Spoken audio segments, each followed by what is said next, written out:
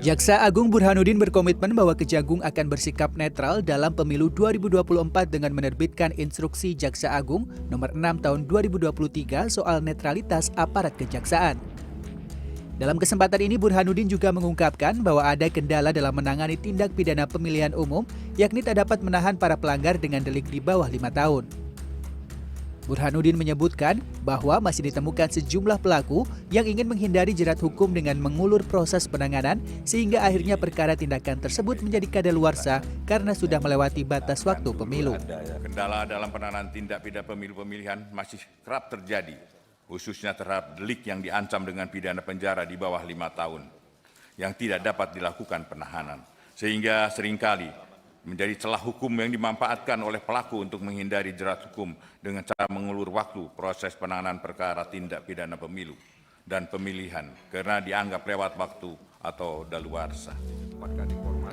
Anggota Komisi 3 fraksi PKS Nasir Jamil meminta Jaksa Agung untuk mencari solusi atas kendala tersebut agar kejaksaan dapat memberikan kepastian hukum dalam penanganan sebuah perkara.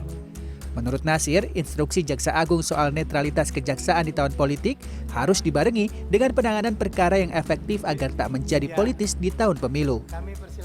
Memang saya dengar ada instruksi Jaksa Agung, tapi tentu ada latar belakang yang signifikan ketika Pak JA mengeluarkan instruksi soal menunda proses pemeriksaan ini. Karena sebahagian pihak, saya ulangi lagi, mengatakan bahwa ini juga sama saja menunda kepastian dan menunda kemanfaatan dan keadilan hukum itu sendiri.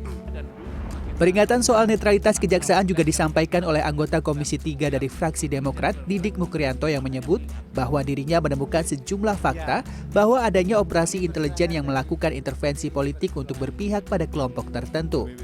Didik berharap agar Jaksa Agung dapat mengingatkan jajaran intelijen kejaksaan agar tak melakukan hal tersebut. Cuma hanya mengingatkan. Karena intelijen ini punya fungsi yang sangat luar biasa. Intelijen misalkan integritas Pak Reda sudah kita nggak pertanyakan. Cuman intelijen di bawah ini kan banyak sekali Pak di tiap kabupaten kota ini. Nah mohon dijaga dengan baik. Jangan sampai melakukan intelijen justru melakukan intervensi atau penetrasi.